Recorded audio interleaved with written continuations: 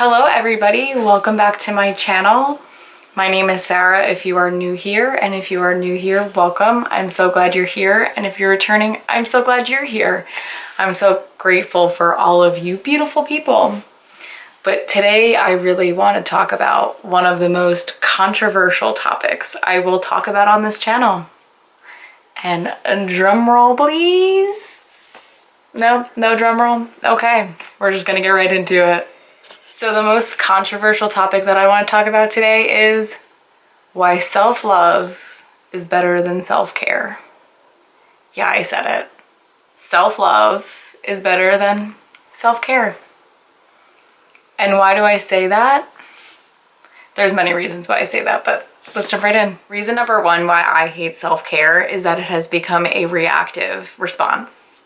It is no longer used as a preventative to prevent ourselves from going over the deep end when we are struggling. It has now become a response to refill our bucket when it should have been used to continually have a full bucket. So when we are in situations or crises that cause us to feel all these emotions to really deplete our energy, self-care was supposed to be there to make sure our reservoir was always full. But it's no longer used that way. At least from what I see it, from when I see people talking about self-care, it's always in response to, this is a really stressful time. Now I need to have some self-care to keep my bucket at baseline. Self-care was never to keep you at baseline. Self-care was created to keep you full, to keep your reservoir full. So if you ever tap into it and kind of leak some of your energy out, self-care was there right to refill you. But it's no longer like that. It has become reactive. The second reason why I hate self-care is because it's only brought up in stressful situations. When you're happy and living life, no one's like, oh, how's your self-care routine? What are you doing? What do you do to take care of yourself? No, that's not brought up at all. And if it is, it's because it's a really close friend who knows that self-care was supposed to be preventative and not a reactive process. But most people don't ask you, oh my God, what are you doing to fill your bucket? No, when your bucket's full, people are trying to tip it over because their buckets are empty. But basically, I see that self-care is only brought up in stressful situations. And I feel like self-care is brought up in stressful situations is because it's become a reactive process. So those two are kind of linked together if you really think about it. Because people are reacting to the stress and they're like, oh, let's throw self-care onto it to hopefully fix the process. But what that actually ends up doing is it starts to cover the symptoms of what you're actually dealing with. Self-care kind of hides everything. In the moment, it feels good to take care of yourself, but if you just take care of yourself and you don't return back to the issue and kind of process those emotions or whatever it was causing you stress, it's going to happen again, and it's going to deplete your energy even more than the first time. The third reason why I hate self-care is that it is not a permanent solution, because you are always going to be continually refilling your bucket if you're only filling it up to baseline. Because there are so many stressors in our outside world that poke our energy, that poke little holes and deplete our energy. And if you're only filling yourself back up to baseline, you're gonna be empty real fast. And it's just this continual cycle of throwing self-care at the problem. And the fourth reason why I hate self-care is because it doesn't work for that long. It is not a long-term solution to our issues. Self-care is like a Band-Aid.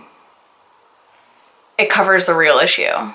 It helps with the symptoms of whatever stressful event is causing us. But what it actually is doing is it's just putting a Band-Aid on the real issue. So you can use it for a short-term amount of time and it's gonna work for that period. But until the root cause is looked at and found and discovered, self-care will not work. It is like trying to treat a broken leg with an ice pack. It's not gonna work for that long. You're gonna numb the pain out, but once the ice pack is melted, that pain is gonna come back 10 times worse. Well, for the real juicy topic, and to bring some positive light to this video, because I'm not a negative Nancy. To all those Nancys out there, I bet you're great. It's just a saying, I love you. But self-love is superior to everything. And no, that does not make me a narcissist. And why self-love is superior? Self-love is superior because you embody your whole self. You love yourself unconditionally. And that does not mean I'm perfect. That does not mean I am flawless. If you look, I have zits on my face. I'm being real with you. Are they pretty? No. But they don't define my character. They don't define who I am. I know who I am on the inside, and I love me.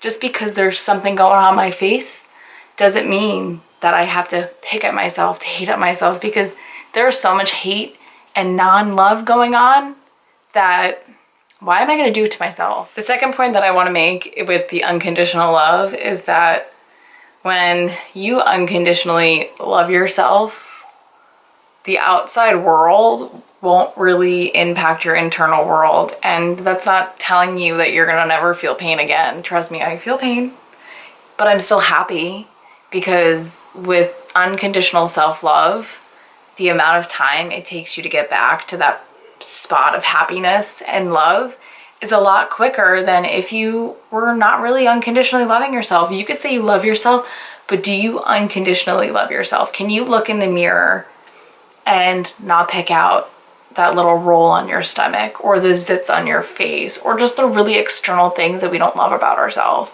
Because even those little comments pick at our energy. So we are depleting our own reservoir.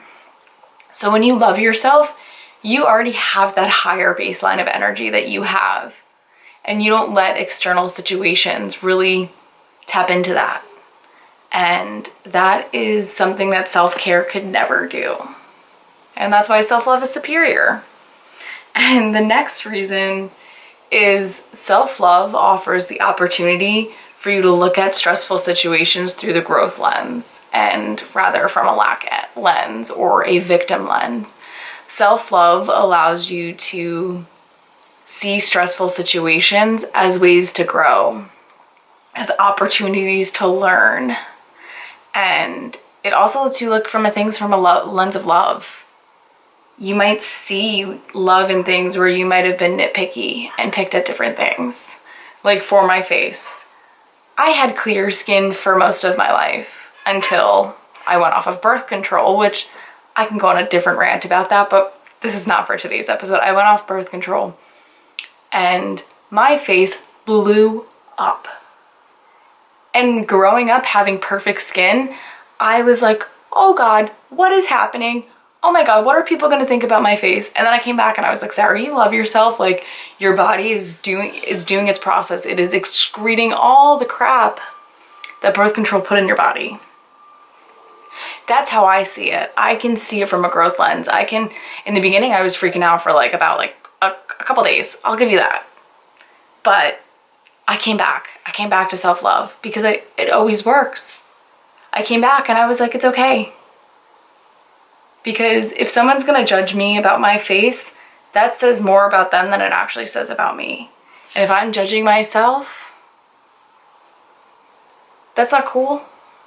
And I also think, like, if my friends had zits on their face or something that they didn't like about themselves, I wouldn't point it out to them. I would give them so much love. So why do we have such a tendency of talking so badly to ourselves? We wouldn't talk to our best friends like that. Maybe you would. I don't know your friendships, but I wouldn't. I would love them unconditionally, because what's on our outside doesn't really matter. What's on our inside. And I know we live in a society that is such an external world and material, and it's all about that balance. If you can balance the internal and the external world, life is going to be great. So I lost count on my self-love rant. So we're just going to keep going with it. And if you see me looking down, that's because my iPhone is right there. And if I did not write down the topics that I wanted to get done in this video would have been an hour long. So I'm saving you and me some time. But another thing that I want to bring up about self-love is that when you unconditionally love yourself, Self-care is already in your routine. You make choices based on what actually makes you feel good.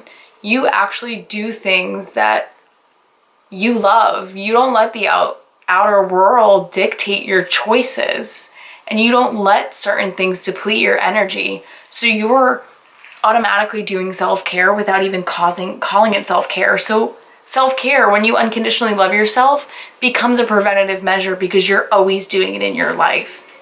For me, I do things that I love, and if I don't love something, I'm not going to do it. If it doesn't make me feel happy, I'm not doing it. I'll give you an example. So I recently just quit my internship and I took a leave of absence for my graduate program. I mentioned a little bit about that in my first video, but I'm not going to go into too much detail just because that is personal and it's very new to me. But the example that I want to give for self-love is that I made the decision to quit my last year, my last semester, because I was so unhappy. Because what I was doing was going against my self-love. I was miserable where I was, and I'm not blaming anybody for that. The only person I can blame for my own misery is myself. The environment made me react in a certain way, and that was my reaction. And that's how I'm gonna leave it. But if I didn't unconditionally love myself, I wouldn't have made the decision to leave my internship, and I would have continued on and been miserable and graduated and got my degree. And trust me, I spent a lot of money on this degree and I'm quitting. Well, I'm not quitting. I'm taking a leave of absence for my health because this misery led to burnout and to some physical health stuff, which I can definitely go into for you guys if you're interested, because I am an open book and I want to be honest with everybody because I know I'm not alone in this, and I know many people are probably burnt out doing the things they hate. And I want to use this channel to empower you to find that self-love and really to live a good life, because we all deserve that. And that is our given right, our birthright, is to live an authentically good life. And that looks different for everybody. We're not all going to live the same lives, and happiness looks different for everybody. But I want to use this channel to let people know that happiness and your love is the most important thing. And that's going to look different from how I self-love myself. Your self-love is going to look different than mine, and that's totally okay. But the point that I'm making is that if I didn't unconditionally love myself, and if I was still going off the belief system of I'm not worthy of love or I'm not good enough, then I would have stayed and I would have been miserable and I would have deteriorated my body even further, because stress does that. And that's kind of what happened. And I love self-love, and I want everybody to feel it because it is such a good feeling. It's so empowering to make decisions for yourself and what feels good for you. And people might not understand that, and that is okay. They don't have to understand it. I feel like most of my life I tried to make people understand me, and where'd that get me? It didn't get me very far. It didn't get me closer to who I wanted to be. But when I stopped giving any effort to what people thought about me, my life changed. Self-care has its place and its moments, but I don't think self-care has a longevity in everyone's lives the way it's being used. Like I said, self-care, when you unconditionally love yourself, is just an automatic reaction. You are automatically making choices and doing things that make you feel good, and your energy and your reservoir are just overflowing with abundance.